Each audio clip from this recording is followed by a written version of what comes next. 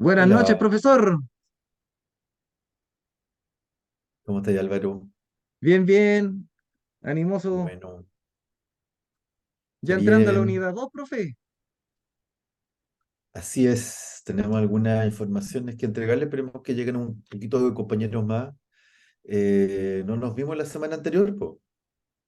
No, pero sí se entendió, pues, profesor, Ah, sí. ya. Sí, en realidad estaba A como fuera cuestionar de las eso. manos de mi parte, en realidad. Hola, Maritza. No, no. Pero bueno, se entiende el proceso y bueno, somos trabajadores también y ahí en realidad es algo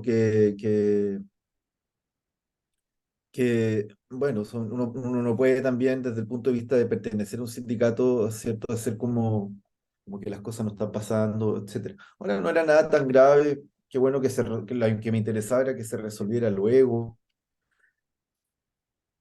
y no perder, ¿cierto? Así que yo creo que justo también les sirve a ustedes también como para descansar un repaso, etcétera. Sí, profesor, fue certero porque tuvimos como ese lapsus, ¿cierto? Que es bien necesario. Y como lo Eh, establece, leímos un ensayo por ahí, un seminario de Byung-Chul Han, el cual procesamos la sociedad del cansancio. Entonces, los descansos son necesarios y también lo qué respalda bueno, para Heidegger, integrar, por respalda supuesto, Kierkegaard, el descanso permite integrar varios, siempre. claro. Entonces, fue para bien, de verdad. Yo creo que estamos con los compañeros más, con la mente más clarita, más descansadita para entrar a lo complejo de las bases biológicas. Mm. O sea, no Pero también complejo, pero tiene su... pero fascinante, ¿no? Si tiene su complejidad, la memoria, sobre todo el ubicarse en esas como coordenadas que tiene, ¿cierto? Y sobre todo hacer eh, la inferencia, que es lo que yo eh, siempre pretendo como objetivo en esta asignatura. Yo digo, estas asignaturas no son las más importantes de la carrera, pero hoy día por ejemplo, los que vienen en el área de la educación saben que eh, conocer, ¿cierto? Las condiciones del desarrollo, las condiciones del desarrollo del sistema nervioso son importantes porque todas las escuelas de educación enseñan neurociencia. Hoy día incluso hay una área que se llama la neuroeducación, que está un poco cuestionada, pero bueno. eh, ¿Cómo se diría? Es un área, ¿no? De trabajo. Así que para los que somos clínicos, evidentemente eh, es mucho más importante eh, porque nosotros eh, tenemos que integrarnos con disciplinas como la medicina, la psiquiatría, la neurología, hoy día la neuropsiquiatría, etcétera. Entonces son áreas, eh,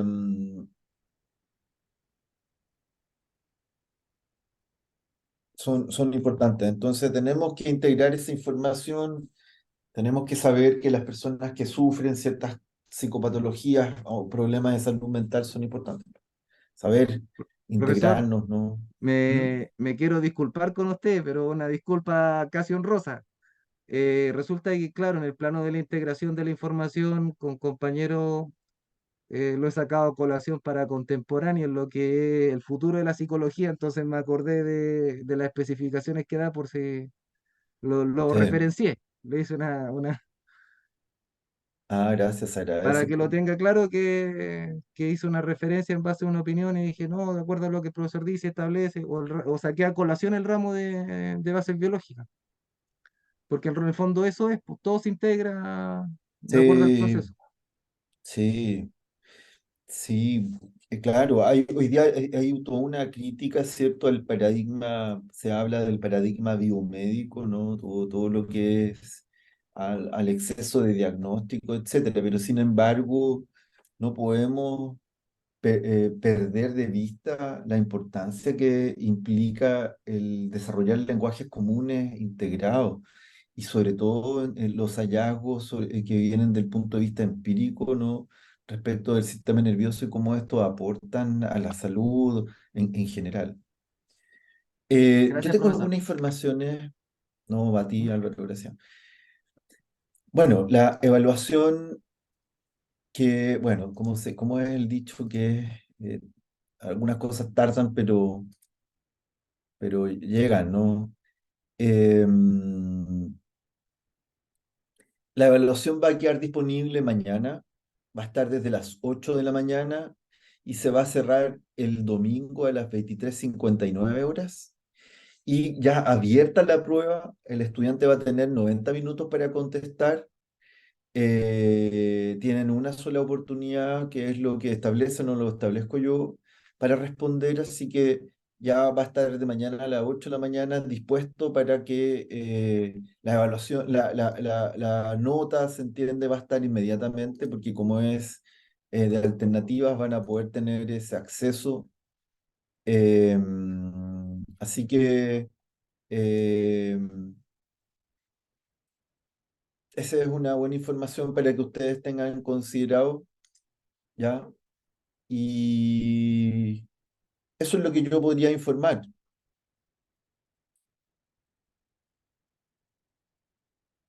respecto a ese proceso.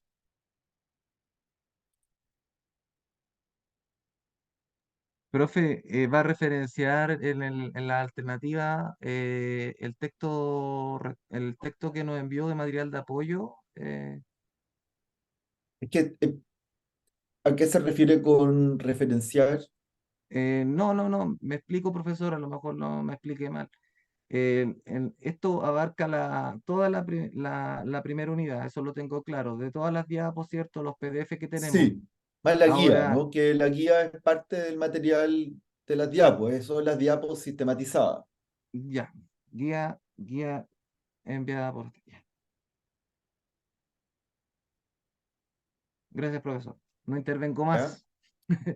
No, no. Entonces, comencemos, démosle al material que tengo preparado. Es muy probable que ya hayan subido ese material al aula. Se supone que eso es lo que quedó.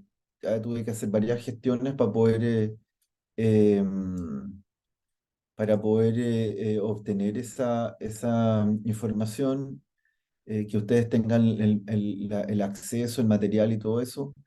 Sin embargo, yo igual voy a compartirlo por acá para que aprovechemos de que tengan el texto y la guía inmediatamente.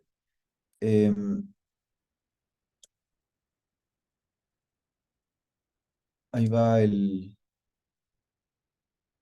el PPT que voy a utilizar. Déjame ver dónde tengo la guía.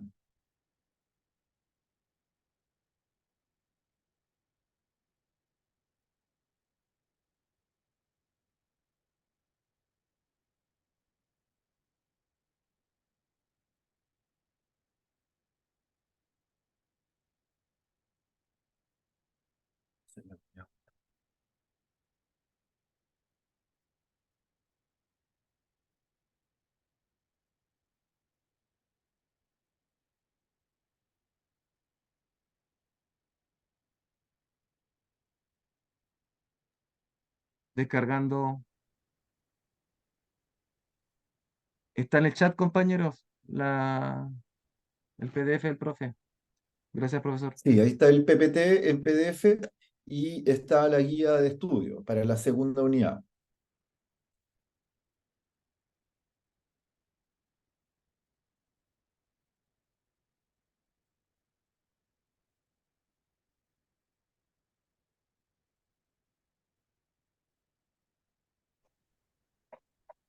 Ahora sí voy a empezar a presentar.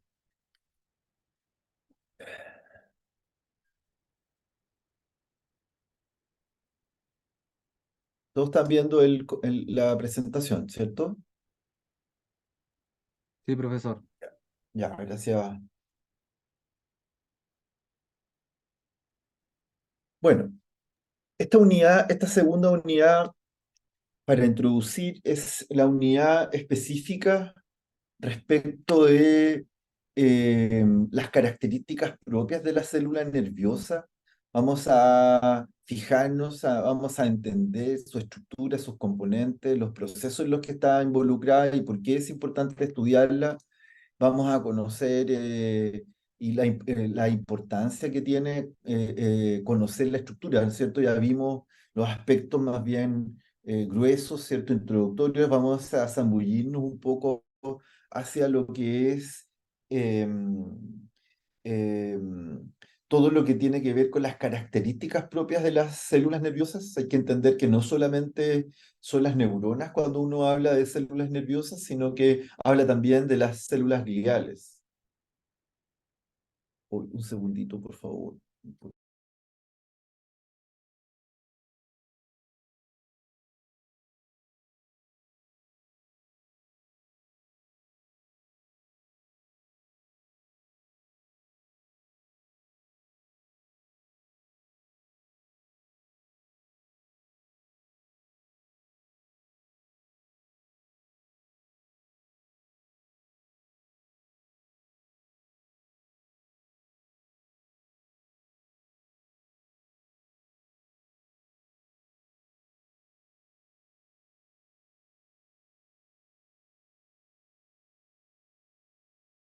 Ya, me llama el director de carrera de psicología, ya.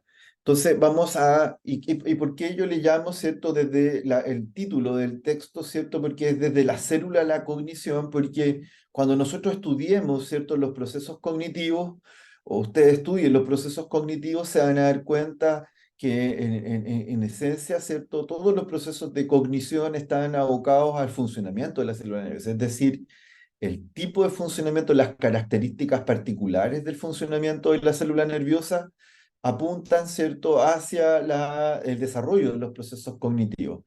Cuando nosotros, por ejemplo, evaluamos, ustedes aprendan a utilizar, por ejemplo, la escala Bechler, el WISC se llama, la batería WISC, que es la batería para medir el coeficiente intelectual, la inteligencia, ¿no? Lo que se denomina el factor global de la inteligencia. eh, Eso está muy en relación, ¿cierto? Cuando estudien el envejecimiento patológico, cuando estudien, ¿cierto?, la demencia o los procesos demenciantes, etcétera, ¿cierto? Van a darse cuenta de la gran importancia que tienen las estructuras que subyacen a los procesos cognitivos, ¿no? Es por eso que se parte desde la idea de la célula a la cognición, ¿no? Y una introducción, porque esto es un contexto de introducción. Podría ser mucho más específico y detallado, hay que tener más conocimiento y sobre todo lo que se conoce como el funcionamiento no neurocognitivo, porque hoy día se habla, ¿cierto?, de la relación que existe entre las estructuras del sistema nervioso, ¿cierto?, y los procesos cognitivos. No pueden alejarse. Por mucho que exista hoy día una integración con otras dimensiones corporales, ¿no? La cognición está radicalmente asociada, ¿cierto?, al sistema nervioso y sus procesos, ¿no? ¿Y qué quiero decir con esto? Que todo lo que nosotros hacemos, percibimos, sentimos en términos de los ecteroceptores como en términos de los interoceptores, ¿cierto? Están asociados particularmente a procesos de conocimiento, de cognición, ¿no? La raíz, la etimología de la palabra cognición tiene dos orígenes. Por un lado, ¿cierto? Lo que proviene de, si no me equivoco, em, del latín cognoscere y por otro lado, ¿cierto? Del griego cogito, ¿no? O al revés, no estoy seguro y podrían ustedes ajustar, pero, por ejemplo, dentro de los escritos, ¿no? Más importante en la filosofía, como es la filosofía del conocimiento de René Descartes, ¿no? René Descartes, palomaciútico, ¿no? Y sentencia el cierto cogito ergo sum, pienso, luego existo, ¿no? Pienso traducido del cogito, que más bien apunta a la percepción, ¿no? El cognoscere viene de capturar, viene de captar, de agarrar, ¿no? Entonces la cognición tiene esa figura, ¿no? Como decía Piaget, que no es solamente un acto intelectual, sino que es un acto corporal, una acción, es una conducta, dirían los conductistas, ¿cierto? ¿No? Y por eso yo quiero ayudarlos de manera breve, a partir si me pueden brevemente decir qué es lo que entienden de este primer esquema que les muestro, ¿no? Hay un esquema de un cerebro, ¿cierto? Unos perritos, ¿qué es lo que ustedes podrían, ¿cierto?, asociar con eso? A ver si me ayudan brevemente los que quieran.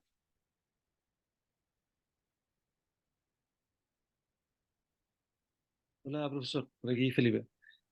Hola, Eh, Felipe. sí, lo que entiendo es que de alguna manera la retina recibe, imagino que luz más que la imagen completa, y eso a través del nervio óptico me imagino que va a algún área del cerebro en donde se genera la imagen mental finalmente, que es lo que nosotros vemos. Eh, Eso es lo que imagino representa la lámina, profesor. No sé si estoy Ya, muchas gracias, Felipe. Sí, muy bien, muy bien. Muy bien, Felipe, gracias. ¿Alguien más le gustaría darme su...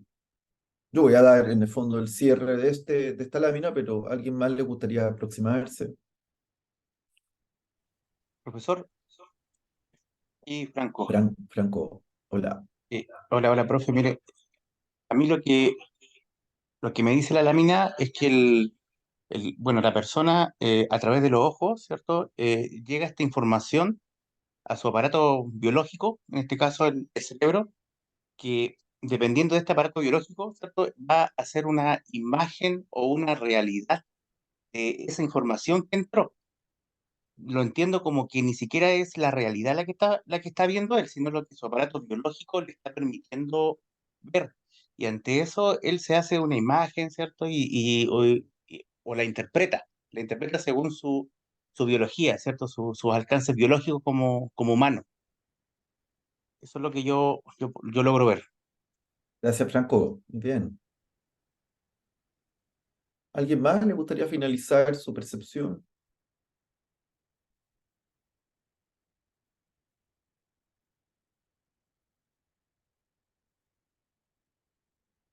Bien, ambos se ajustan perfectamente, ¿cierto?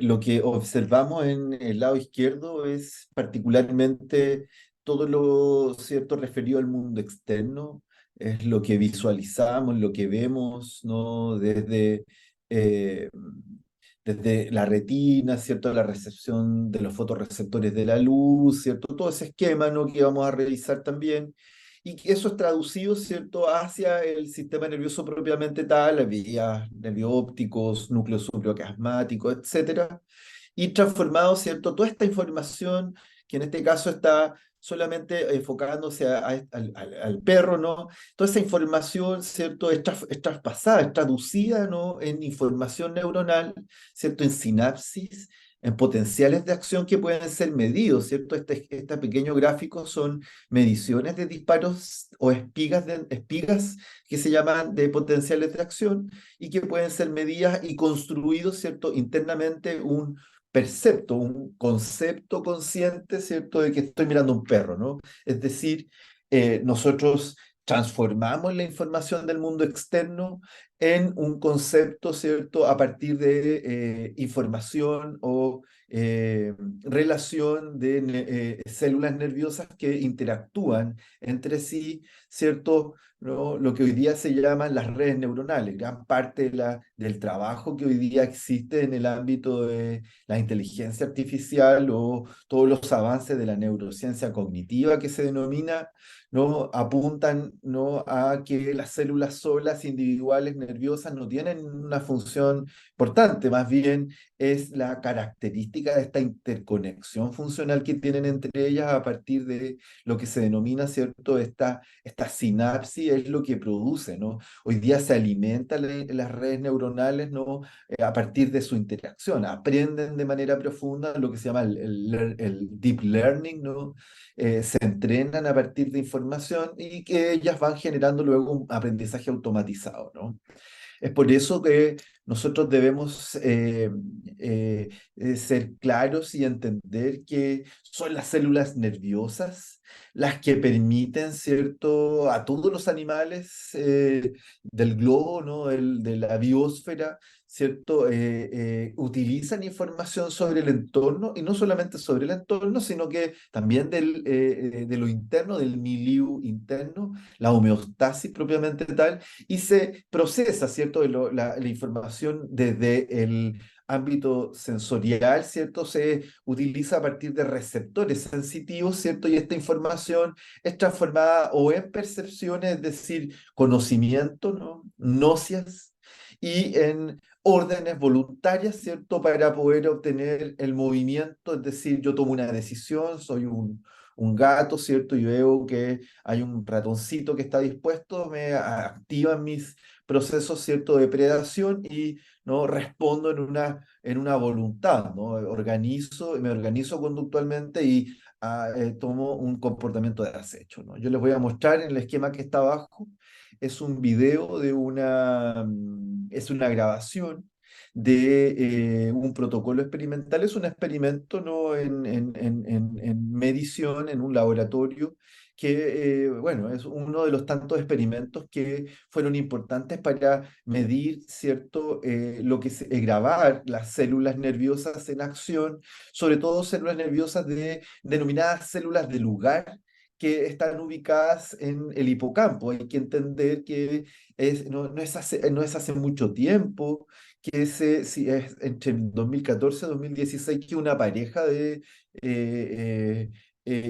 neurobiólogos nórdicos, una pareja que terminó después su matrimonio y que recibieron y fueron galardonados eh, en el premio Nobel ambos por haber encontrado estas células de lugar, también células de ubicación, que no solamente se entiende hoy día que el hipocampo participa en las memorias recientes, sino también en lo que significa la ubicación que tienen, ¿no? O también denominadas células GPS, ¿cierto? Que nos permiten a nosotros orientarnos dentro del ambiente, ¿no?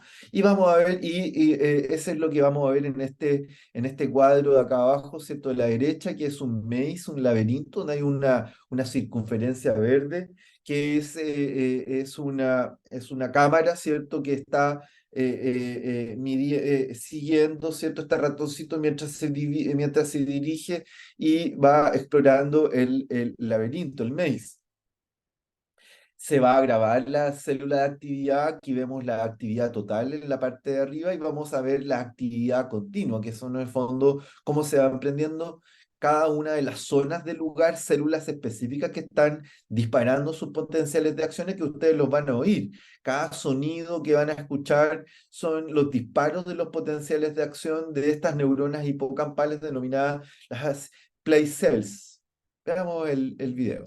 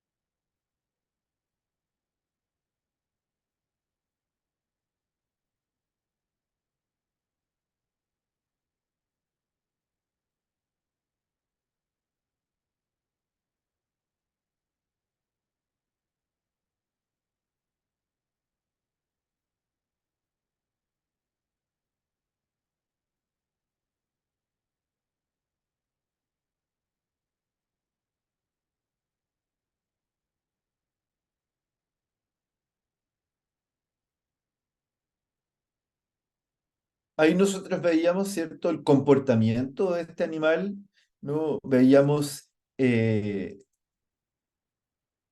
graficada, ¿cierto?, la grabación de las respuestas celulares ¿no? Ustedes veían un alambre que colgaba, ¿cierto? Ese alambre que colgaba, ¿cierto? Es particularmente un dispositivo, son el microelectrodos que están instalados en el cerebro, en la base del cerebro, sobre todo en los sectores hipocampales que vemos, ¿no? Y que permite, ¿cierto? Medir, ¿no? Cómo responden las neuronas, ¿cierto? En estos potenciales de acción o sinapsis, ¿cierto? Eléctricas que se pueden medir eléctricamente, ¿no? Acá vemos los esquemas, cómo se establecen, cómo se operan, ¿cierto? Quirúrgicamente los animales con utensilios, por ejemplo, como unas ceras que permiten fijar, muy similar a las ceras que se utilizan, a los adhesivos que se utilizan en odontología y que se fijan, ¿no? Para que el animal no los coma, no los muerda, porque los ratones roen todo, ¿no? Y se pueden grabar y medir, ¿no? Entonces, nuestras células nerviosas se encargan de manejar gran cantidad de información que proviene no solo del contacto con el mundo exterior, ¿cierto? Los ecteroceptores que nosotros le llamamos los sentidos, ¿no? Sino también los interoceptores, ¿no? Como la propiocepción, propiamente, donde tenemos ubicado nuestro cuerpo, ¿cierto? Las sensaciones internas de nuestro metabolismo, etcétera. Es decir, las células nerviosas son células que presentan unas características, propiedades denominadas bioeléctricas, que estas propiedades bioeléctricas que están radicadas particularmente en su membrana plasmática llevan un gran gasto energético al punto, ¿cierto?, que en comparación con otras células del cuerpo, como por ejemplo los nefrones, que provienen de los riñones, ¿no?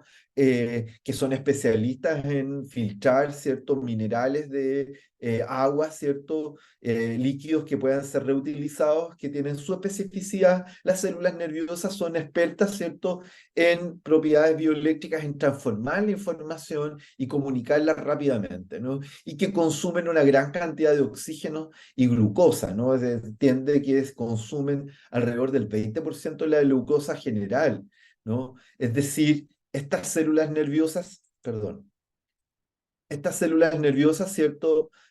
Son eléctricamente excitables y que se comunican unas con otras a través de un proceso, de una conexión especializada que nosotros llamamos sinapsis, ¿cierto? Estas sinapsis, ¿cierto? Que se dan en todos los tejidos nerviosos, en todos los animales, excepto en algunos animales como son las esponjas, ¿no? Aquí vemos en los esquemas que están debajo algunos procesos, ¿cierto? Donde esquematizados de cómo se produce, ¿no?, la sinapsis, ¿no?, neuronal, ¿cierto? La sinapsis involucra una neurona presináptica, un espacio intersináptico y una neurona postsináptica, ¿cierto? Vesículas que provienen de la neurona presináptica, vesículas que llegan, ¿cierto?, y liberan sus neurotransmisores y que son recepcionados por, ¿cierto?, la membrana plasmática, canales específicos para ese tipo de neurotransmisor, ¿no? Los psicofármacos, por ejemplo, que actúan como algunos participan de este espacio, de esta situación sináptica, ¿no? Esto, evidentemente, el estudio de las células nerviosas están hechos en varios animales. Se entiende que estas células nerviosas son las unidades básicas del cerebro y que el cerebro cuenta con alrededor de 100.000 millones de unidades, ¿cierto?, nerviosas, neuronas particularmente en este caso, que se comunican entre sí a través de estas interconexiones.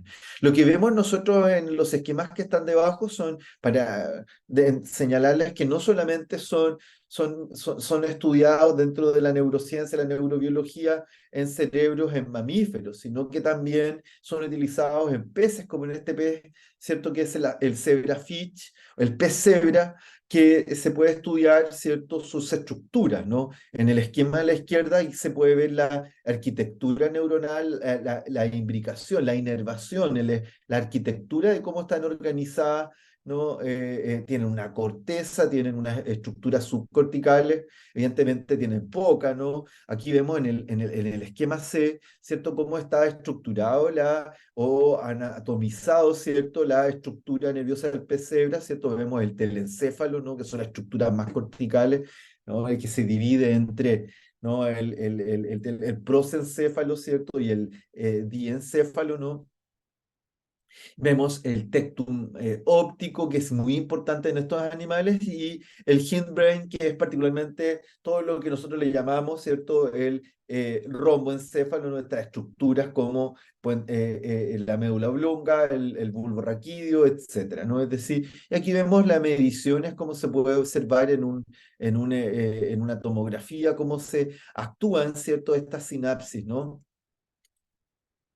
Entonces nosotros ya estamos viendo en esta introducción que las células nerviosas están distribuidas en todos los animales, ¿cierto? Excepto las esponjas en todos los animales del reino animal, ¿cierto? Y que poseen una organización específica. Se habla de que existe una visión clásica sobre el sistema nervioso. Esta visión clásica habla particularmente de que solo los animales poseen estas células especializadas en conducción de señales eléctricas, ¿no? Que son las neuronas y que se apoyan en las células gliales. Esta doctrina, ¿se entiende? Esta doctrina clásica nos plantea también que las neuronas tienen la función, ¿cierto?, de coordinar acciones de los seres vivos dentro del reino animal a través de estas uniones químico-eléctricas. Por eso son propiedades bioeléctricas y que envían, ¿cierto?, de un lugar lejano, ¿no?, sensitivo, ¿cierto?, hacia un lugar motor, ¿cierto?, que permite la efectuación, ¿cierto?, la eferencia, ¿no?, del comportamiento, ¿no? El comportamiento que nosotros vemos en el animal, ¿cierto? El ratón en el maíz estaba eligiendo, ¿cierto? Y podemos ver cómo sus neuronas de lugar, ¿cierto? Sus neuronas iban disparando de acuerdo a, ¿cierto? Esta interacción bioeléctrica o químico-eléctrica o electroquímica, ¿cierto? Bueno, pero hoy día esta visión clásica del sistema nervioso que los neurobiólogos, los neurocientíficos tenían radicado en el reino animal, hoy día esta doctrina está siendo cuestionada particularmente por una serie de descubrimientos de que animales como, que otras especies del reino, ¿cierto? Del reino general, presentan también señales eléctricas, ¿no? Y se ha estudiado hoy día lo que hablan, ¿cierto? Que es la neurobiología de las plantas y que estas también tienen la existencia de un sistema nervioso. Hay artículos, ¿cierto? Yo les voy a mostrar como este Trends, ¿no? Y que muestra, ¿cierto? Cómo las diferentes especies de plantas tienen una comunicación que se da interplantas, unas señales que son señales bioeléctricas y que transportan activamente líquidos, potenciales de acciones eléctricos al parecer, y eso está, ¿cierto?, en una revisión, ¿no? Y que pueden transmitir información, ¿cierto?, para poder activar entre ellas, ¿cierto?, cuando ya una está informada que ha sido, ¿cierto?, plagada, ha sido, ¿cierto?, contaminadas por huéspedes, ¿cierto? Y que de alguna forma hace que las planta que ha sido informada mediante estas señales químicas logren generar, ¿cierto? Una serie de químicos que puedan, ¿cierto? Obstaculizar, ¿no?, la propagación de esta plaga, ¿no? Acá está el journal, acá está el artículo donde este investigador muestra particularmente la existencia o no, y se pregunta, ¿no?, si es que puede existir una neurobiología de las plantas, o, si estas tienen o no un cerebro posiblemente, ¿no? Entonces, estas doctrinas clásicas no hablan de que hay una evolución de los sistemas nerviosos, no es que nosotros solamente lo tengamos, ¿no? Existe existe una evolución del sistema nervioso y que parte de precursores específicos que yo les voy a ir señalando. Se entiende que existe una neurona, una primera célula nerviosa primigenia, original, ¿cierto? Radical, que surge hace 600 millones de años, particularmente durante un periodo, ¿cierto?, de la evolución del planeta, y que parte en animales como que se denominan los nidiarios, ¿no? Los nidiarios, que son como las medusas y que presentan, perdón, una primera circuito, ¿no? Que es el arco reflejo, ¿no? Que fue medido, estudiado en esencia por los primeros conductistas. Permiso.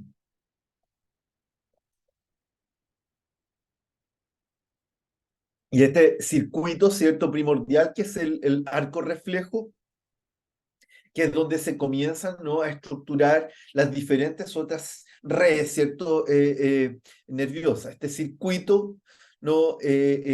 Pasa, ¿cierto?, desde una sola neurona multifuncional a dos tipos de neuronas, unas que reciben información, ¿cierto?, las sensitivas, las aferentes, y otras que, ¿cierto?, permiten la contracción, el movimiento, ¿cierto?, la dirección, que son las neuronas eferentes, generalmente denominadas neuronas motoras.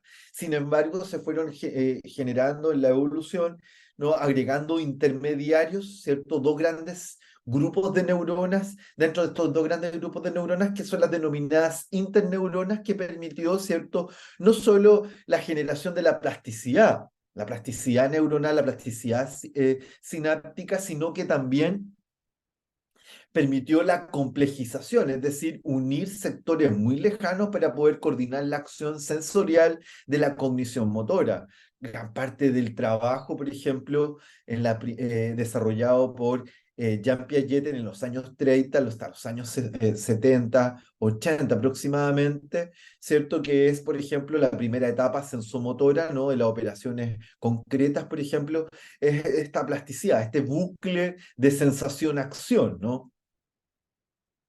Acá vemos el circuito, el ejemplo simple de este esquema del arco reflejo, ¿no?, donde hay una neurona sensitiva que recibe la información, ¿cierto?, que la traslada, ¿cierto?, y la lleva al cordón nervioso, y en el cordón nervioso una neurona, ¿cierto?, interneurona, va a informar a la neurona motora, ¿cierto?, y esta va a producir el acto, ¿cierto?, de contracción, ¿no?, en su unión neuromuscular, permitiendo, ¿cierto?, que este músculo se contraiga y produzca el retiro, ¿no?, el reflejo patelar.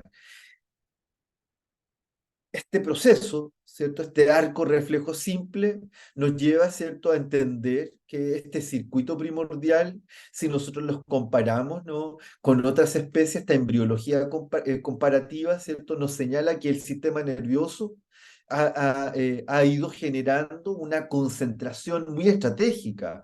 Es decir, yo les voy mostrando las etapas, ¿cierto? No las etapas embriológicas, sino que las etapas hasta llegar a lo que nosotros llamamos hoy día, así como el moreno que siempre les digo yo, que está, ¿cierto?, apuntándose, ¿no?, hacia la cabeza, ¿cierto?, este meme, ¿no?, que es, ¿cierto?, que es la cefalización, ¿no?, que es más bien, que es un proceso muy más acabado, un proceso, incluso hoy día los biólogos miden los grados de cefalización en las especies, y evidentemente nosotros los seres humanos tenemos el más alto grado de cefalización en conjunto con algunos primates superiores y otros cetáceos, ¿no?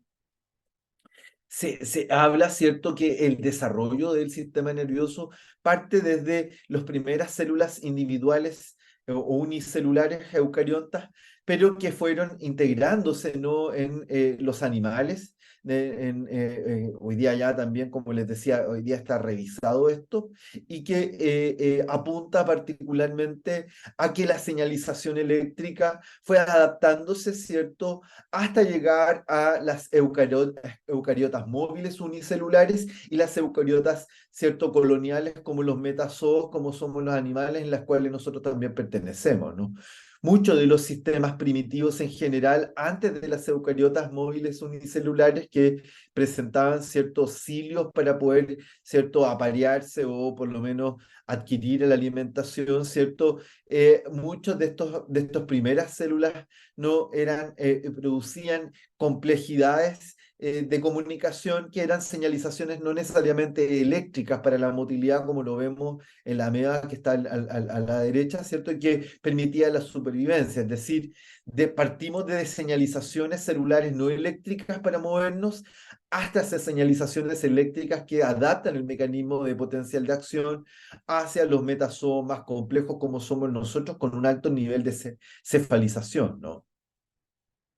Es decir, partimos desde redes nerviosas muy simples con estas nidiarias, ¿no?, como las medusas y las xenóforas, ¿no? Que particularmente presentan neuronas polimodales o multifuncionales, ¿cierto? Que cumplen funciones a la vez motoras, ¿cierto? Eferentes, ahí hay un error, y sensoriales no aferentes, ¿no? Estos nidiarios, ¿cierto? Se pueden comparar con los xenóforos, particularmente porque hay una diferencia entre ambos, ¿no? Los nidiarios no usan señales más bien no eléctricas, a diferencia de los xenóforos que utilizan potenciales electroquímicos, que son, ¿cierto? Particularmente los xenóforos están ubicados en las fosas abisales que se denominan, ¿cierto? Que son profundidades muy profundas, valga la redundancia, ¿no? En algunos sectores, algunos océanos del planeta donde se utilizan estas señales bioeléctricas denominadas también bioluminiscencia, muy interesante. Nosotros también tenemos, algunas plantas también tienen bioluminiscencia, ¿no? ¿No? Algunas mediciones un poco del ámbito, ¿cierto? Alternativo, que son las del aura, ¿no? Que hoy día se pueden incluso medir en términos de la visualización de las emociones, por ejemplo, se pueden observar y que tienen que ver un poco con eso, ¿no? Es decir, nosotros venimos de un tronco común, ¿no? Que ha hecho una división, ¿cierto? Y sobre todo la división respecto de estas redes celulares están relacionadas particularmente con la cefalización, ¿no? Si se dan cuenta la diferencia que hay entre los animales que están en este árbol, ¿cierto? Tiene que ver particularmente que los que están en color son animales que tienen un grado de cefalización, así como el plateomintos, que son los gusanos marinos, ¿no? Algunos otros moluscos, otros vertebrados en las que estamos nosotros también, ¿cierto? Algunos nematoides, que son otro tipo de gusanos, y los artrópodos, que son en general algunos tipos de insectos, poseen grados de cefalización, ¿no? A diferencia de las esponjas y otras redes, ¿no? Nosotros pertenecemos, en esto lo que quiero mostrarles es que nosotros pertenecemos a una gran familia que se denominan los animales bilaterales cordados. Es decir, son animales que poseen poseemos, ¿cierto? Una bilateralidad. Tenemos dos lados homólogos similares, ¿cierto? Dos brazos, dos piernas, tenemos dos hemisferios, ¿cierto? Y además tenemos un cordón nervioso, que se llaman cordados, que es la evolución de este sistema nervioso básico y que se va sosteniendo, ¿cierto?, hacia una cefalización, que es la, ¿cierto?, fijación, ¿no?, evolutiva en un sector, ¿no? Es decir, en una cabeza, por decirlo, ¿no? Por eso se llama encéfalo, ¿cierto?, en una cabeza, que es una tendencia evolutiva que va produciendo, ¿cierto?, en estos animales cordados, que se va concentrando particularmente una serie de ganglios especializados. Bueno, el telencéfalo es los lóbulos son grandes ganglios específicos, con células específicas. La corteza cerebral en cada lóbulo tiene células particulares, ¿no? Y que vamos a ir viendo hasta que lleguemos a la última unidad. Entonces, esta bilateralidad se asocia también con el movimiento, ¿no? Esta simetría bilateral permite que el animal, ¿cierto?, tenga un extremo definido, ¿cierto?, que pareciera ser así como ¿no? Incluso, ¿no? Hoy día en neuropsicología se habla de, ¿cierto?, de las funciones ejecutivas, y el gran coordinador de las funciones ejecutivas es el lóbulo prefrontal, no el lóbulo, la corteza prefrontal, que participa del lóbulo frontal, ¿no? Y que particularmente es el coordinador de las otras funciones, ¿no? Un gran neuropsicólogo ruso, uno de los más importantes neuropsicólogos rusos, Alexander Luria, habla de las unidades funcionales, y la unidad terciaria, la tercera unidad funcional es la función ejecutiva, ¿no? Que es la que coordina, sobre todo, ¿no?, en primates superiores y nosotros, ¿no? Entonces, este cerebro que llegó, ¿cierto?, altamente sofisticado, se estaciona entre grandes grupos de animales, los artrópodos, los moluscos cefalópodos, entre los que están los pulpos, ¿cierto? Por eso a mí que me encanta la comida marina, pero me da un poco de sentimiento de culpa de comerme un pulpo porque son muy inteligentes, tan inteligentes como nosotros, ¿no? Y otros vertebrados. Aquí vemos el esquema un poco más organizado, ¿cierto? Acá están los cefalópodos, etcétera, ¿cierto? Las cnidiarias, ¿cierto? Y el proceso de cefalización, ¿no? Y vamos a ir viendo, yo les voy a ir dando ejemplos de por qué pasa eso, ¿no? La cefalización eh, eh, eh, em, en los vertebrados que incluyen mamíferos, aves, peces, ¿cierto? Que presentan estructuras complejas con órganos sensoriales distintivos, ¿cierto? Yo les decía ayer al grupo de ayer, ¿cierto? Hay una gran película que se llama Los Orígenes, pueden verla en uno de los streaming, que es es una película de ciencia ficción, pero basada en la neurobiología, donde se estudia la evolución de los ojos, ¿no? Y los ojos parten desde ganglios que son capaces de obtener gradientes solamente lumínicos, luz y sombra, ¿cierto? Como por ejemplo en el caso de los mamíferos como el murciélago, ¿cierto? Hasta los ojos como por ejemplo de la mosca, los ojos como de las águilas, ¿cierto? Que son capaces de ver a 300 kilómetros de distancia, ¿cierto? Es decir, son capaces de ver mucha información porque tienen una diferenciación, es un ganglio muy especializado. El de nosotros no es uno de los más especializados. Por ejemplo, nosotros somos tricromáticos, vemos rangos de luz, espectros de luz, ¿cierto? Que van desde el azul, rojo, el verde, ¿no?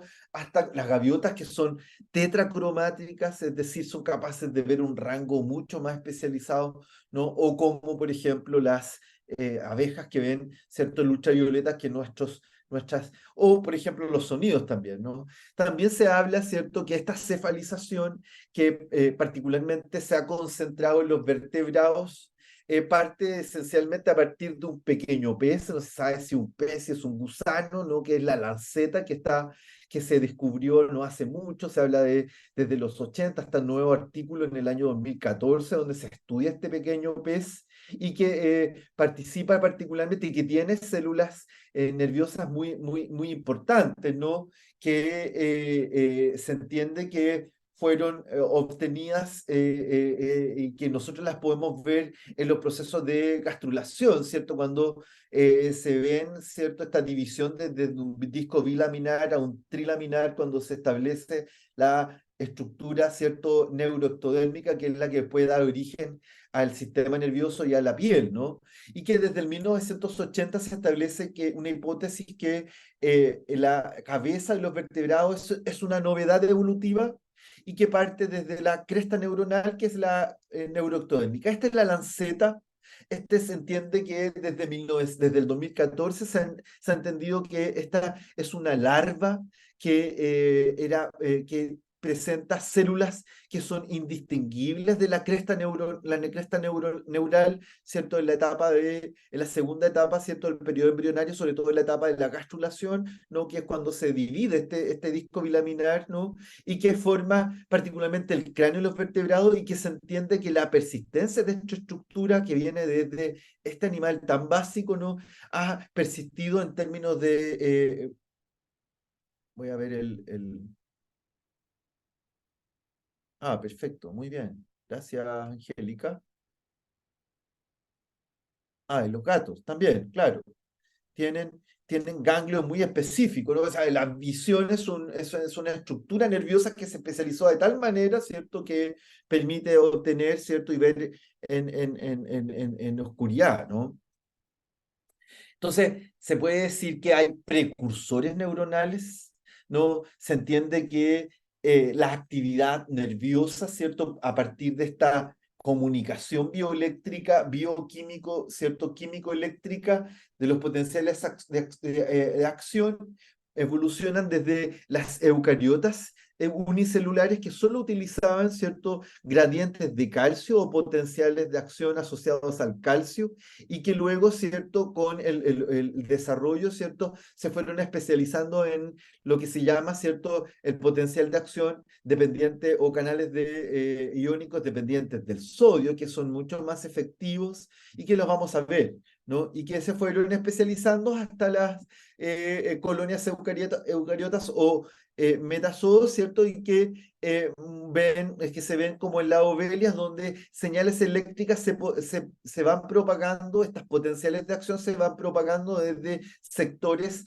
sensitivos hasta sectores que permiten el movimiento, como es lo que vemos ahí, ¿no? Las ovelias, que son unos tipos de metazoos que son muy básicos, que tienen estructuras sensitivas, interneuronas y respuestas, ciertos ciliares de movimiento, como para poder reproducirse, alimentarse, ¿cierto? Y defenderse de, ¿cómo se llama? Predadores, ¿no? Las esponjas son es un tipo de animal que, si bien posee conexiones celulares, no tiene uniones intersinápticas, no tiene sinapsis, sino más bien sus estructuras de comunicación son menos evolucionadas, pero más bien se comunican a partir también de las células especialistas en gradientes eléctricos, como son las ondas de calcio, pero que permiten un comportamiento o conductas muy simples, como de contracción, etcétera. No son muy específicas, más bien son vesículas que transportan iones y moléculas para su señalización, pero no tienen una verdadera función sináptica, a diferencia de las redes nerviosas, que particularmente, ¿cierto?, como en las medusas y otros animales más simples, participan de redes denominadas redes nerviosas difusas. Y les voy a explicar de ahí con un esquema por qué, ¿no? Las medusas que poseen estas redes neuronales, es decir, un conjunto de células, ¿cierto?, que captan señales químicas, ¿no? Y neuronas motoras intermediarias, ¿cierto?, que detectan patrones. Ahora, en el caso de estas redes neuronales difusas, son porque las células no son completamente neuronas, ¿no? Son otro tipo de células, y por eso se le llama de esta manera, ¿no? Aquí podemos ver las 4 grandes estructuras en el reino animal, a diferencia de no están los humanos, pero que yo les voy a mostrar cuáles son los aspectos más llamativos de esto, ¿no? Si se dan cuenta, están las redes nerviosas difusas, que es la red que vemos acá, la red de las que forman, ¿cierto?, una forma de plexo. Si se dan cuenta, este plexo nervioso se ha quedado. Nosotros tenemos varios plexos, como el plexo solar, que en yoga, ¿cierto?, se estimula a partir de ciertas asanas, ¿no? Por ejemplo, o que ciertas, por ejemplo, terapia alternativa, ¿cierto?, como el Reiki, ¿cierto?, que estimulan el plexo solar, la conexión con la luz, ¿no?, etcétera, pero son plexos, conjuntos difusos de nervios, ¿cierto?, que están unidos, ¿cierto?, a partir de estas redes multi-interconectadas. Está el sistema nervioso de esta de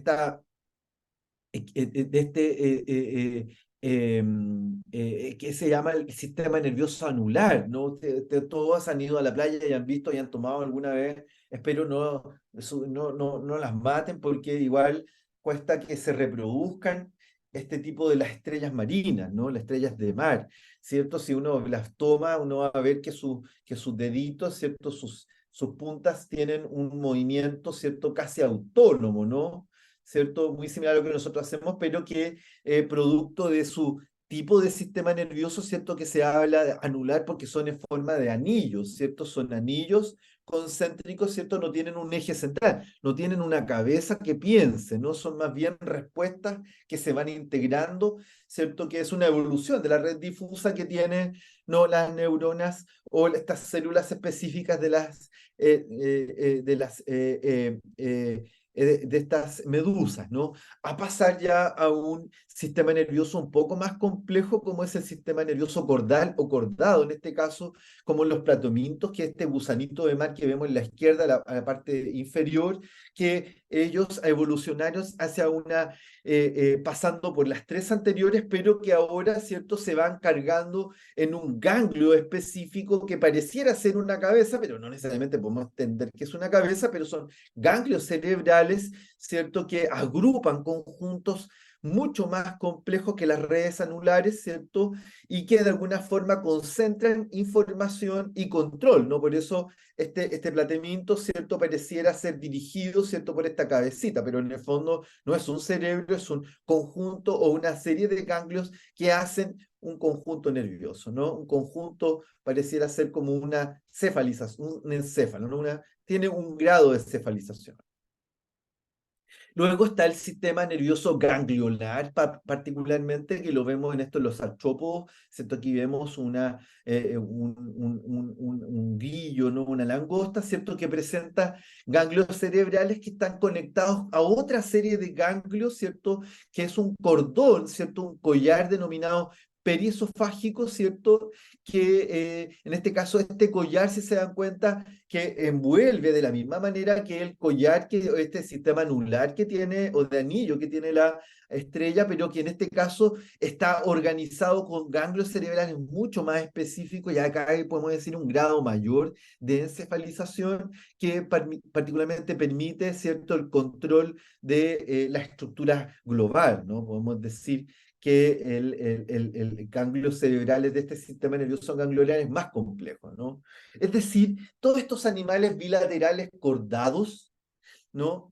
Que existen, que son denominados bilaterios, nosotros somos bilaterios, bilaterales, que el lado izquierdo, lado derecho, especular, ¿cierto? Que se parecen pero no iguales, cosa de mirarse, ¿cierto? En el zoom y uno puede ver, ¿cierto? Si uno saca una foto, ¿cierto? Y la pone al revés, ¿cierto? Va a ver que en nuestra cara pareciera estar un poco deforme, nos vemos más, ¿cierto? Si nos encontramos bellos así, en esta manera de mirar en un espejo, cuando damos vuelta a ese espejo, ¿cierto? Nos encontramos raros, ¿cierto? Somos otros, ¿no? Porque es esta similitud, ¿no? Esta homologación, ¿cierto? Especular, ¿no?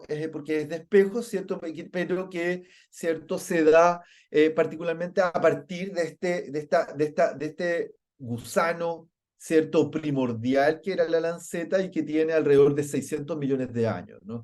Pero una característica importante, y esto parece que yo se lo he dicho, ¿cierto? Que es lo interesante de por qué a mí me interesa este área, ¿cierto? Particularmente porque, por ejemplo, Freud fue uno de los investigadores de este ámbito, ¿no? Freud estudió esta situación y él llegó a ciertas conclusiones. Bueno, lo importante de estos seres vivos bilaterales o estos biliterios, ¿cierto? Es que no solamente tienen un cordón, no solamente tienen elementos, ¿cierto?, similares de un lado y otro, ¿cierto?, especular, sino también poseen particularmente un origen, tienen una boca, tenemos una mucosa bucal, ¿cierto?, que se conecta directamente con un tubo, ¿cierto?, que es por donde pasa el aparato digestivo y que termina en una cloaca, en un ano, en un recto, ¿cierto?, en la mucosa anal, ¿no? Que era muy interesante para el trabajo psicoanalítico, al punto que gran parte de, ¿cierto?, lo que se llama las etapas psicosexuales, una de las etapas psicosexuales anales, que es la etapa anal donde el niño, ¿cierto?, retiene la feca, ¿cierto?, y la juega con la feca, ¿cierto? Hay niñitos incluso pequeños, muy pequeños, que juegan con su feca, incluso llegan a comerse de manera no anormal, ¿no? Pero llegan, ¿cierto? O niñitos, por ejemplo, en situaciones más graves, cuando sufren encopresis porque han sufrido agresiones sexuales, u otros que, por ejemplo, me ha tocado supervisar en casos de estudiantes que han tenido que atender, por ejemplo, que se sacan las fecas en clase y se las tiran a otros compañeros, tienen ciertas conductas, ¿no? Porque la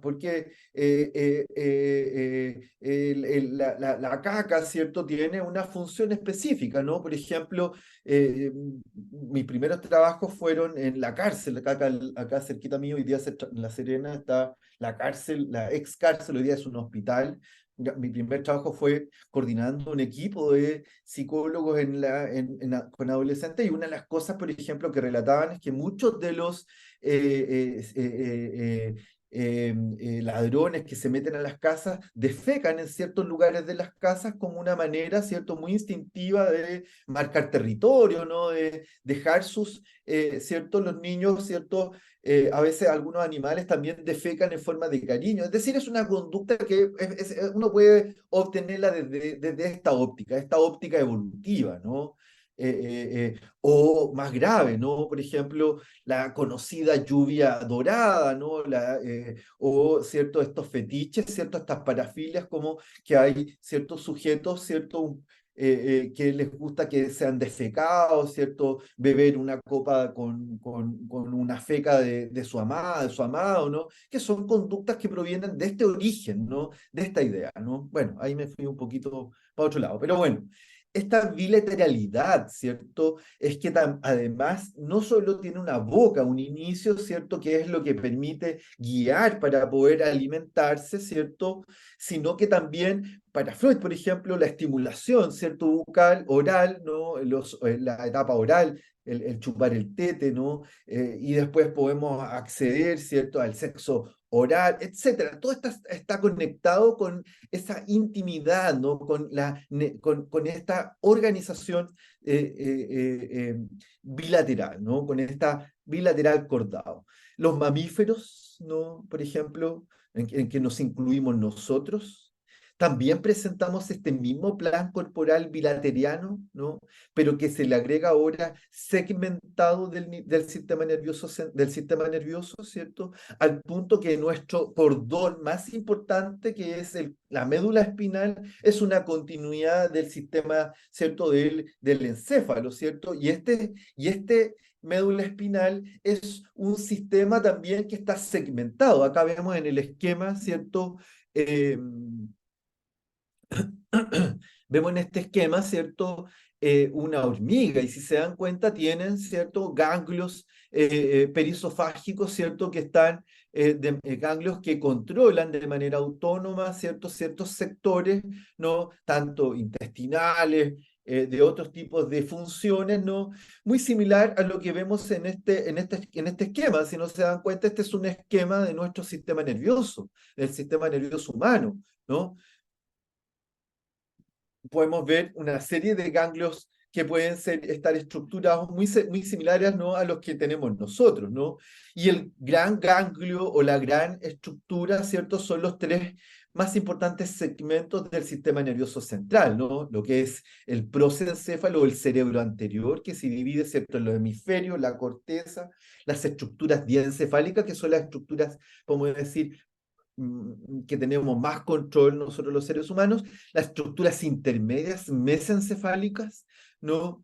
Como el sistema límbico y otra estructura, y las estructuras romboencefálicas, ¿cierto?, que están, ¿cierto?, el metencéfalo y el mielencéfalo, ¿no? Hasta dar cabida, ¿cierto?, ya a la médula espinal propiamente tal. Aquí vemos, ¿cierto?, como la comparación que estoy mostrando, como nosotros también, en el caso del sistema nervioso simpático, está dividido, ¿cierto?, en ganglios, ¿cierto?, que el ganglio celíaco, el ganglio mesentérico, ¿cierto?, el ganglio mesentérico inferior, ¿no? Y otros nervios que provienen, ¿cierto?, de estructuras más superiores, ¿cierto?, que controlan motora y sensitivamente, ¿no?, varios órganos, ¿no?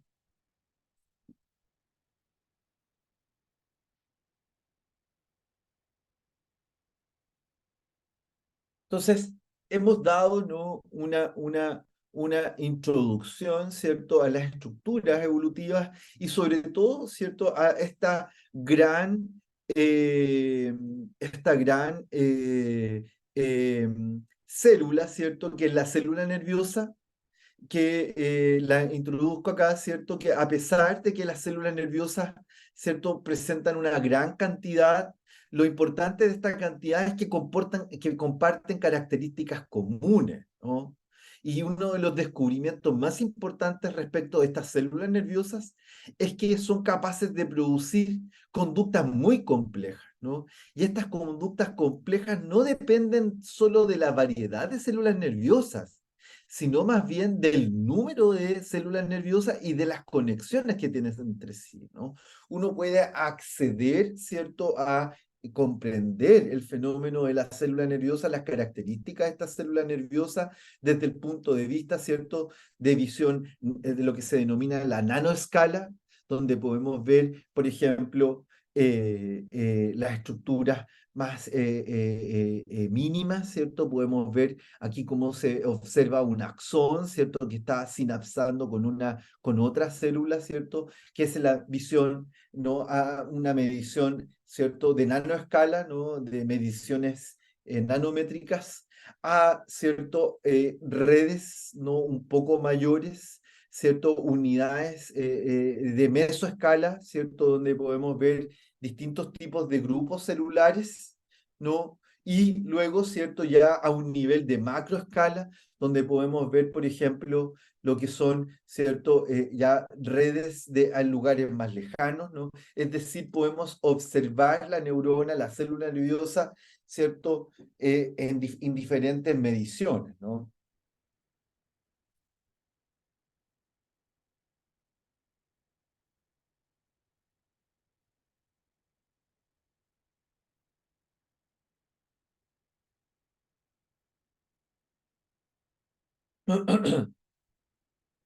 Una célula nerviosa, una neurona, vamos a entender luego que no solo la neurona, pero la neurona propiamente tal en este caso, es una célula definida como eléctricamente excitable que se comunica con otras células a través de conexiones especializadas, conexiones que nosotros las denominamos sinapsis. Las sinapsis son el componente principal del tejido celular nervioso y que está en todos los animales menos, ¿cierto?, las esponjas y otros derivados. Se entiende que las plantas y los hongos no tienen células nerviosas, pero eso está en revisión. ¿Y cuál es la morfología neuronal? ¿Cuál es la estructura importante, podemos decir, cómo se organiza, ¿cierto?, la célula nerviosa? ¿Cuál es cómo podemos distinguirla? Primero tenemos que distinguirla, ¿cierto? Que siempre va a haber una célula nerviosa, siempre va a ser una célula presináptica, ¿cierto? Voy acá a rayar.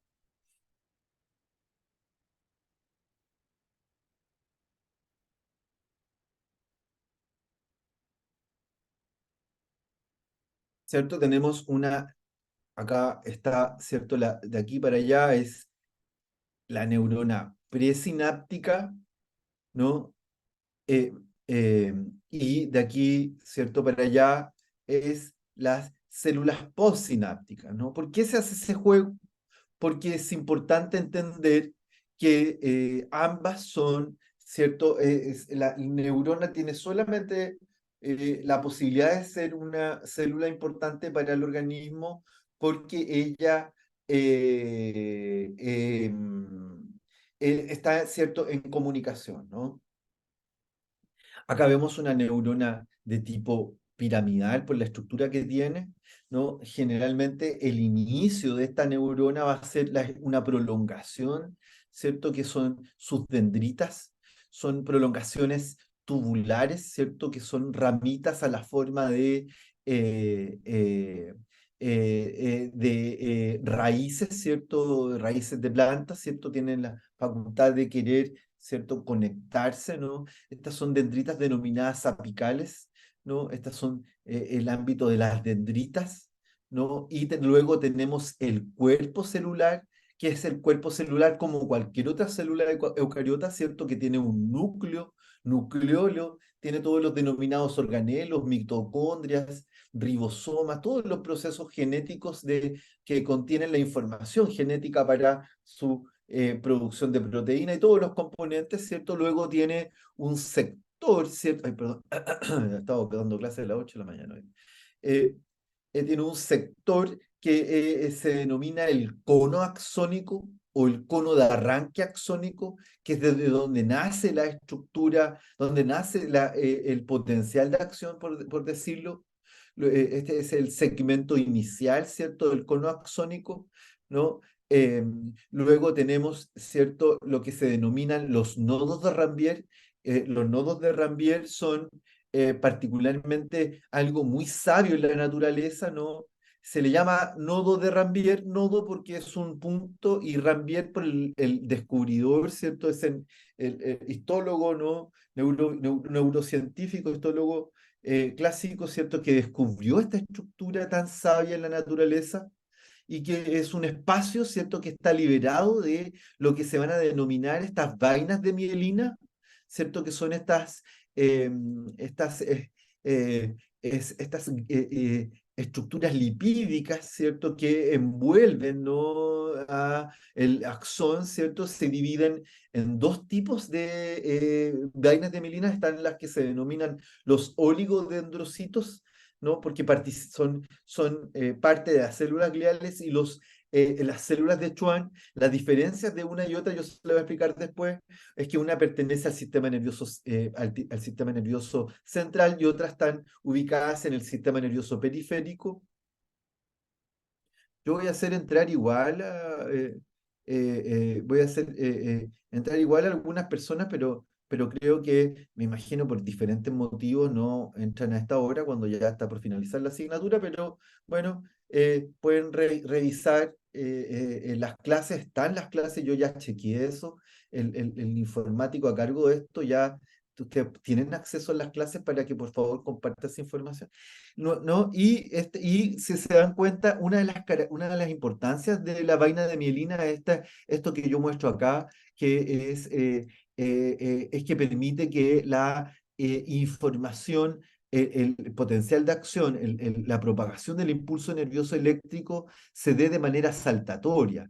Se entiende que esa es la importancia del nodo de Rambier, que permite que donde se produce el intercambio de iones se da particularmente en este nodo de Rambier, no se da en las partes lipídicas. Lo que hace la parte lipídica es ¿por qué el lípido? Porque el lípido, ¿cierto?, es grasa, y la grasa tiene una gran cantidad de líquido, ¿no? Los adipocitos logran contener, cierto, si uno hace el ejercicio, ¿no? O alguien ha hecho el ejercicio, si se va a meter en la noche, ¿cierto?, a pies pelados a abrir el refrigerador, ¿no? Porque tiene hambre, ¿cierto? Es muy probable que no pase una descarga eléctrica, ¿cierto? ¿Por qué? Porque uno hace puente, ¿no? Y es porque de alguna forma, si tiene los pies descalzos, ¿cierto?, te va a pasarle, ¿no? Eso es el ejercicio, si uno, es por eso lo que pasa, ¿no? Luego tenemos, ¿cierto?, lo que se llaman los terminales sinápticos, que son particularmente como las dendritas, pero no se llaman dendritas, así que ojo con eso, ¿no? Cuando yo les pregunte, ¿no?, ¿cuáles son las dendritas están al inicio, ¿cierto? Y los terminales sinápticos están en la parte final, ¿no? Y son los terminales sinápticos los que se conectan con las dendritas a partir de lo que se va a llamar, ¿no?, el componente importante, que es la sinapsis, ¿no? Y la sinapsis se compone de tres grandes componentes, ¿no? Primero, el terminal sináptico, que es lo que vemos nosotros acá, ¿cierto?, que es el terminal sináptico de la neurona presináptico, el, el synaptic cleft, que es el espacio sináptico, y la dendrita postsináptica. Todo eso es lo que compone la sinapsis, ¿no? Y el espacio intersináptico es importante porque ahí se produce, ¿cierto?, la comunicación química, ¿no?, de los mensajeros químicos, ¿cierto?, los neurotransmisores, las aminas, las catecolaminas, etcétera, ¿no? Es decir, es el espacio donde se produce el proceso sináptico, ¿no? Esa es la estructura de la morfología, perdón. Es la morfología neuronal. Son estas cuatro zonas, ¿no? El soma, centro metabólico, que contiene la información genética, donde se produce la síntesis de proteínas para la producción de todos los componentes. Se produce todo lo que tiene que ver con la replicación de los ARN mensajeros, la información, etcétera, ¿no? Es lo que tiene toda célula, ¿no? Las dendritas, que son esas ramas del árbol divididas, ¿cierto?, que es el aparato receptor de las señales, ¿cierto?, procedente de otras células nerviosas.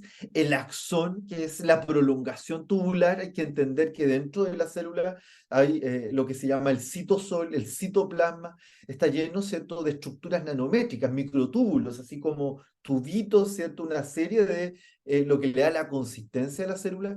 Y una de esas grandes prolongaciones tubulares es lo que se denomina este axón, ¿no? Y que nace particularmente del arranque o del cono de arranque axónico, y que este axón llega a tener particularmente un diámetro entre 0,2 y 20 nanómetros en estructuras más grandes, ¿cierto? Y es la unidad conductora esencial de la neurona respecto de la señal eléctrica, y los terminales nerviosos sinápticos, ¿cierto? Que son estas ramas finas que, donde se produce el contacto con otras células y se produce, ¿cierto?, el fenómeno de la sinapsis, ¿no? Aquí podemos ver esquemas donde se ven, ¿cierto? Acá vemos las vainas de mielina que envuelven el axón. Aquí están cortados, ¿cierto? Como si cortáramos una manguera a la mitad, ¿cierto? Y aquí vemos el axón cortado, ¿no? Aquí vemos un detalle de vesículas sinápticas. Las vesículas sinápticas son vesículas que provienen desde el soma celular, donde se producen generalmente la producción de estas vesículas, que son como pompitas de jabón, se habla, ¿no?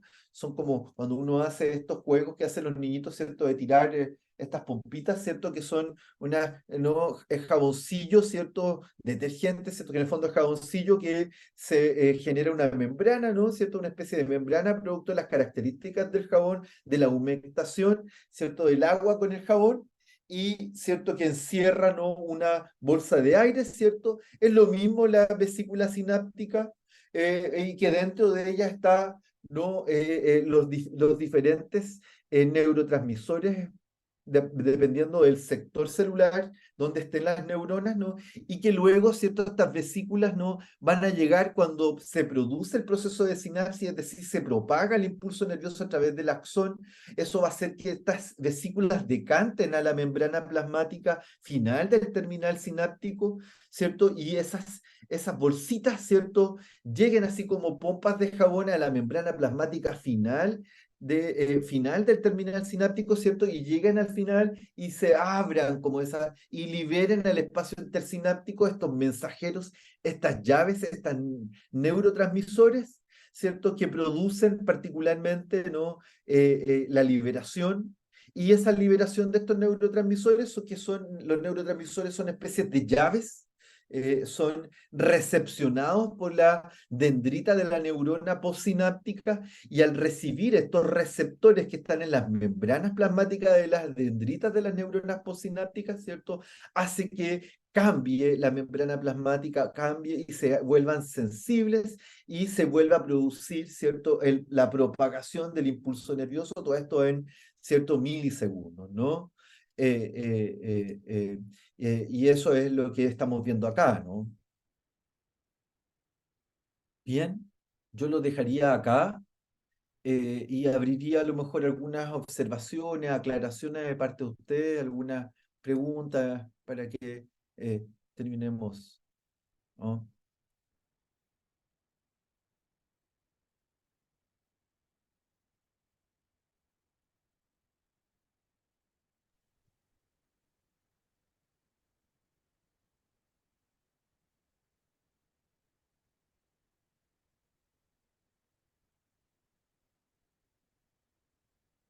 Ha disminuido el N de los compañeros, ¿ah? Habemos 23, me imagino que se han ido dando cuenta, ¿no? Van cayendo soldados en el camino, ¿no? Largo el camino, profesor. Pero Pocos los interesante, ¿no? valientes. Cierto, los que nos gusta el conocimiento, ¿no? Así como ustedes, ¿no? Que son ávidos de conocimiento. Oiga, profesor, había una interrogante que Dígame. un compañero puso el otro día, Ujú.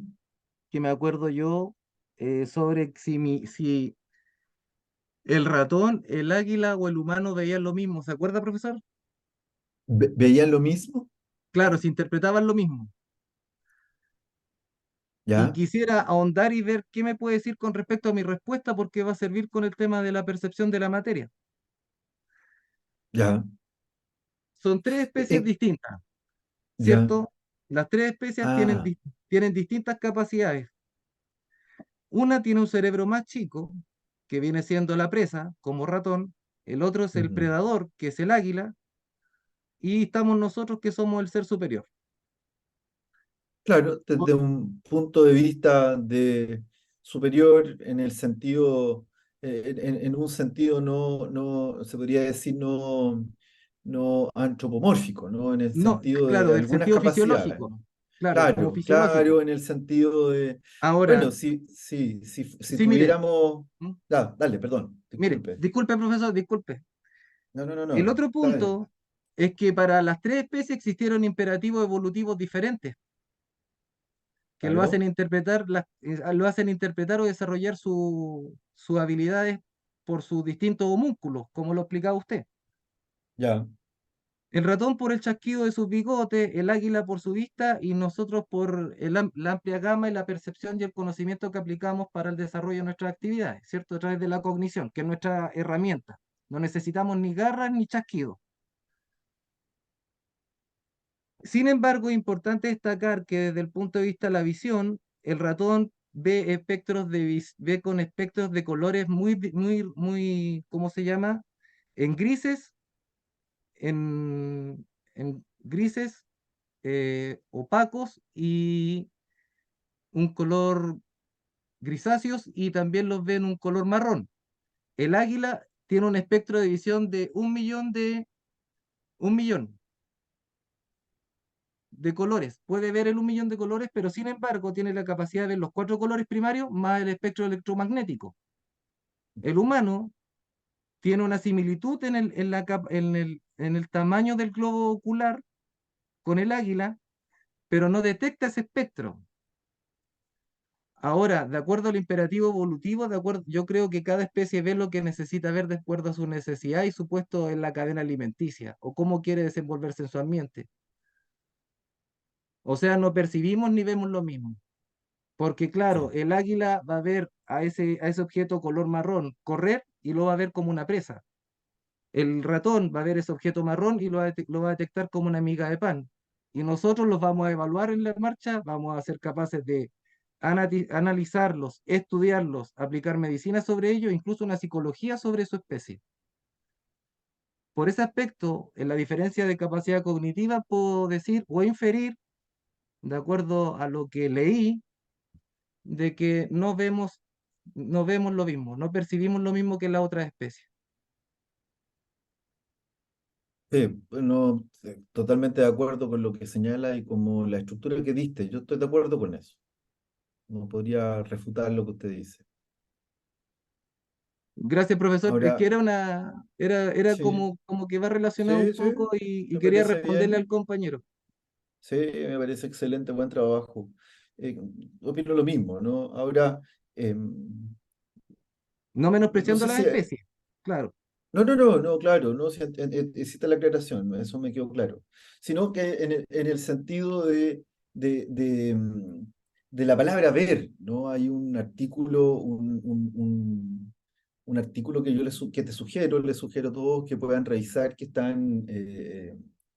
es un artículo hecho por uno de los grandes filósofos que se preguntaron de esto, ¿no? Y que fue uno de los inspiradores que yo, y mucho, evidentemente, yo digo, disculpe el egocentrismo, pero que me permitió a mí interesarme en este mundo, ¿no? Que es Humberto Maturana, y ustedes pueden, que se llama ¿Qué es ver? Per Capiere se llama, ¿Qué es ver?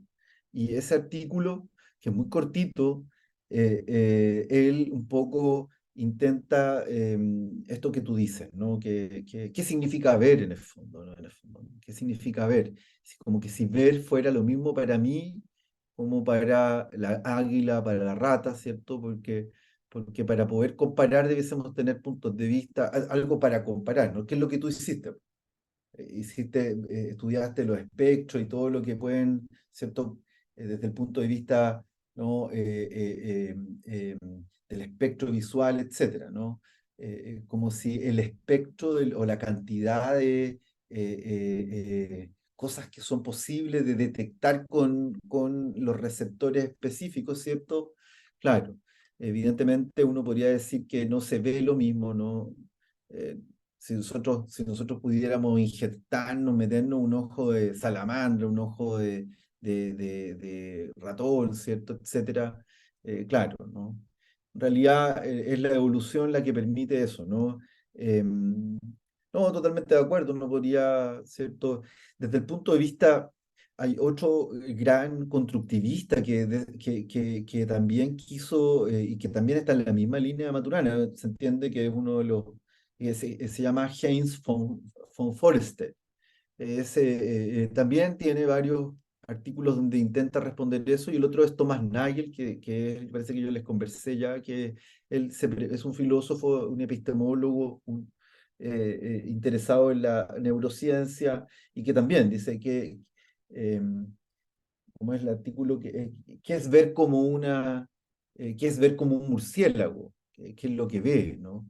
También, es hacer la pregunta, ¿no? Es un poco eso, ¿no? Lo interesante, creo yo, que le daría, bueno, es la tarea que hiciste, y que rico que lo hagas, que bacán.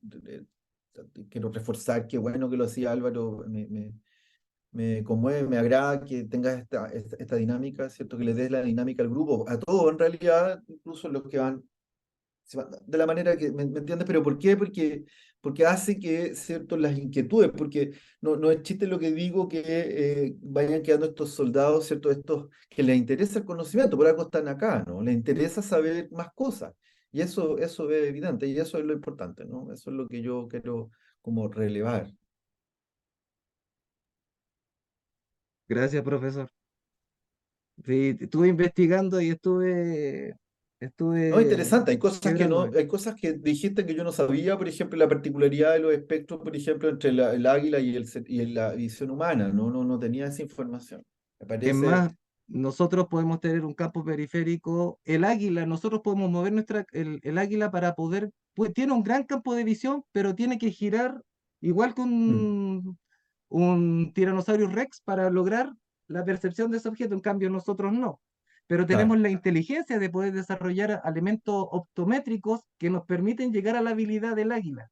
Por eso digo que no vemos ni percibimos lo mismo, porque el águila Mira, es más simplista, claro, se basa en su, en su forma de ser, de acuerdo a su imperativo evolutivo que lo hizo estar y lo puso en tal parte de su cadena alimenticia. Ahora, ojo, así el es. águila es un animal muy poderoso, no tan solo por su garra, sino por su espíritu de cuerpo. Después de los 20 años, en vez de echarse a morir, rompe su pico y rompe sus garras con tal de volver a ser, para vivir unos 30 años más. Mira, excelente, Entonces, me pareció excelente. interesante, quise dar respuesta, me costó llegar a la respuesta, pero concluí con eso y disculpe si no presento referencia o bibliografía del tema. No, aquí sí estamos en la parte de la conversación. Muchas gracias, Álvaro. Te De nada, presente. profesor. Hay un compañero con su manito, Felipe. Hola, Felipe. Hola, profesor. Sí, pero creo que no tenemos ya tiempo Dale, para pero una hora démosle útil. dale porque te escucho, Sí, démosle. mira, ese tema desde el ámbito obviamente biológico y también, bueno, como tú bien señalabas, desde las investigaciones de Francisco Varela, Humberto Maturana, que linkean también con la filosofía y con la Sí. fenomenología, son siempre muy interesantes. Ahora, en cuanto a el punto de vista más bien fenomenológicamente puro, si pudiéramos llamarlo así, me refiero, por ejemplo, a la fenomenología primera de Edmund Husserl, que también influencia mucho a Varela y Maturana. El tema, si bien rescato, por supuesto, la respuesta del compañero, es bastante más complejo. ¿En qué sentido? En que todo lo que nosotros interpretamos respecto de las demás especies nunca es independiente de las capacidades de la subjetividad humana. Si ahí está lo verdaderamente desafiante de esa pregunta fenomenológica. Y la pregunta era más allá de las diferencias, porque efectivamente nosotros interpretamos, apercibimos, como se dice en filosofía, que vemos objetos distintos. La pregunta es cuál es el objeto real, si hay un objeto real más allá de la percepción o no. Y esa pregunta tiene mínimo 500 años de investigación filosófica y en Así este minuto es, también científica, que es muy complejo de poder dar, como decía Husserl, una evidencia apodíctica, o sea, una exacto. duda irrefutable respecto de qué hay más allá de la conciencia que percibe.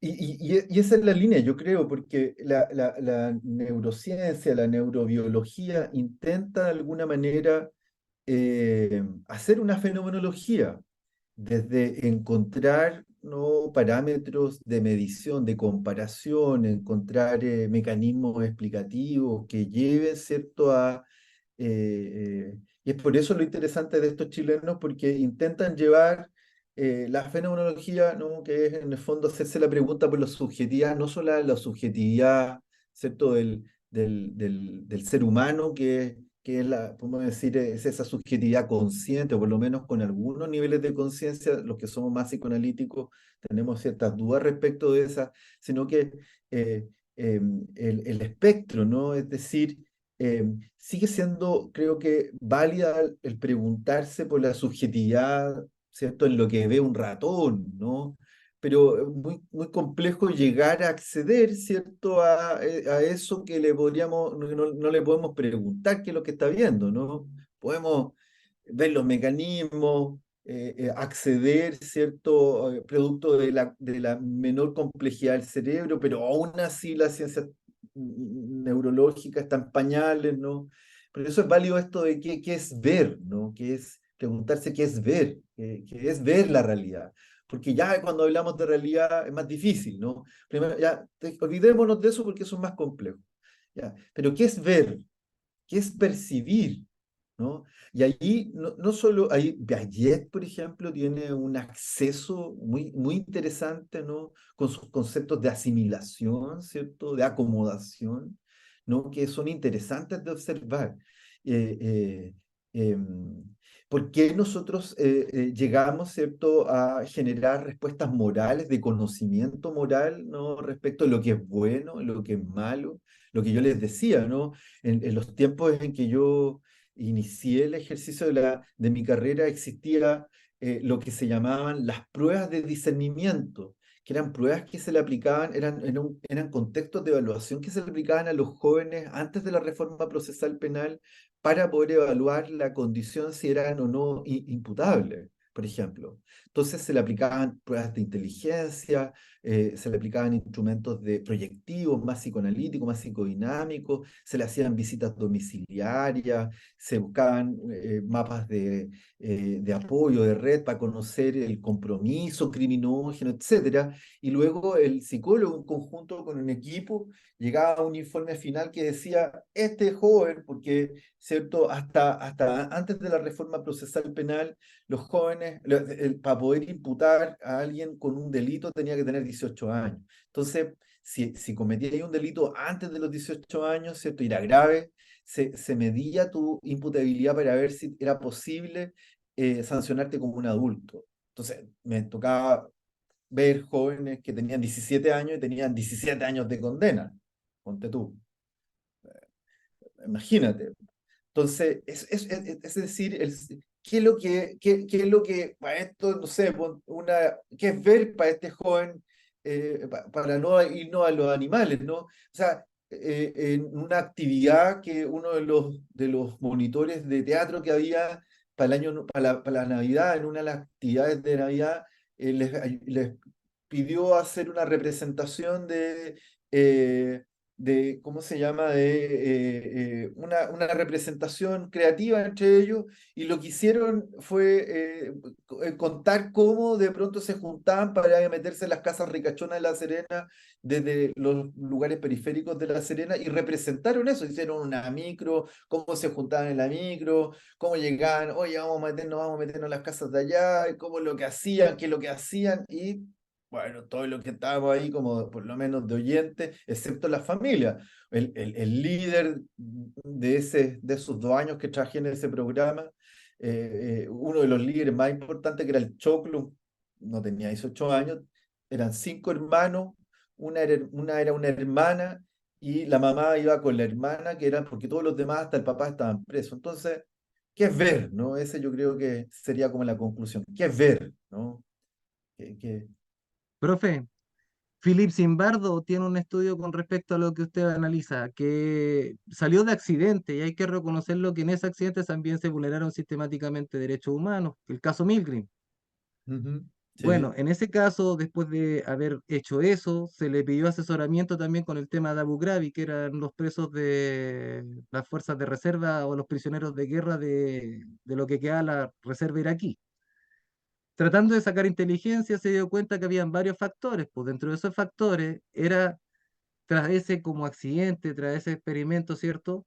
Entendió que el entorno afectaba al individuo, que la noche era precursora de una debilidad moral, que durante el día uno está activo, pero cuando uno es de noche aparecían estos rasgos psicopáticos, esta poca empatía por el otro ser.